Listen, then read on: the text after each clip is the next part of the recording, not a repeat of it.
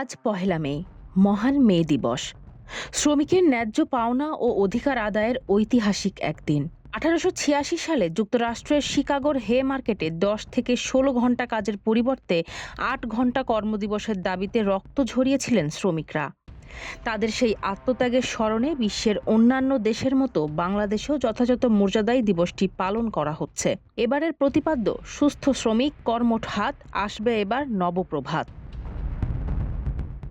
রাষ্ট্রীয় কর্মসূচি দিবসটি উপলক্ষে শুক্রবার সকাল 10টায় শ্রম ও কর্মসংস্থান মন্ত্রণালয়ের উদ্যোগে রাজধানীর বাংলাদেশ চীন মৈত্রী সম্মেলন কেন্দ্রে এক আলোচনা সভার আয়োজন করা হয়েছে। এতে প্রধান অতিথি হিসেবে গুরুত্বপূর্ণ ভাষণ দেবেন রাষ্ট্রপতি মোহাম্মদ শাহাবুদ্দিন।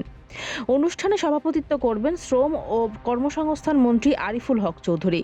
এবারের দিবসের মূল সুর নির্ধারণ করা হয়েছে সুস্থ শ্রমিক, কর্মঠ হাত, আসবে এবার নবপ্রভাত। এদিকে দিবসটি ঘিরে রাজনৈতিক অঙ্গনেও রয়েছে ব্যস্ততা। নয়াপল্টনে বিএনপির কেন্দ্রীয় কার্যালয়ের সামনে বড় সমাবেশের আয়োজন করেছে বাংলাদেশ জাতীয়তাবাদী শ্রমিক দল, যেখানে প্রধান অতিথি হিসেবে ভার্চুয়ালি বক্তব্য রাখবেন বিএনপির চেয়ারপারসন ও প্রধানমন্ত্রী তারেক রহমান। উপস্থিত থাকবেন মহাসচিব মির্জা ফখরুল ইসলাম আলমগীর সহ জাতীয় ও শ্রমিক নেতারা। দিবসটি ঘিরে সরকারি ছুটির পাশাপাশি বিভিন্ন শ্রমিক সংগঠন শোভাযাত্রা ও আলোচনা সভার মাধ্যমে শ্রমিকের অধিকার নিশ্চিতের দাবি জানাবে।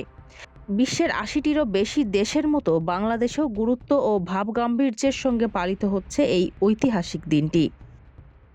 উল্লেখ্য, শিকাগোর হে মার্কেট চত্বরে 1886 সালে পুলিশের গুলিতে শ্রমিকদের আত্মত্যাগ এবং পরবর্তীতে শ্রমিক নেতাদের ফাঁসির মধ্য দিয়ে এই আন্দোলনের সূচনা হয়। 1889 সালে প্যারিসে অনুষ্ঠিত দ্বিতীয় আন্তর্জাতিক শ্রমিক সম্মেলনে 1 মেকে আন্তর্জাতিক শ্রমিক দিবস হিসেবে পালনের স্বীকৃতি দেওয়া হয়। সেই থেকে বিশ্বজুড়ে শ্রমজীবী মানুষের সংহতি ও অধিকার রক্ষার শপথ নিয়ে পালিত হয়ে আসছে এই দিবসটি।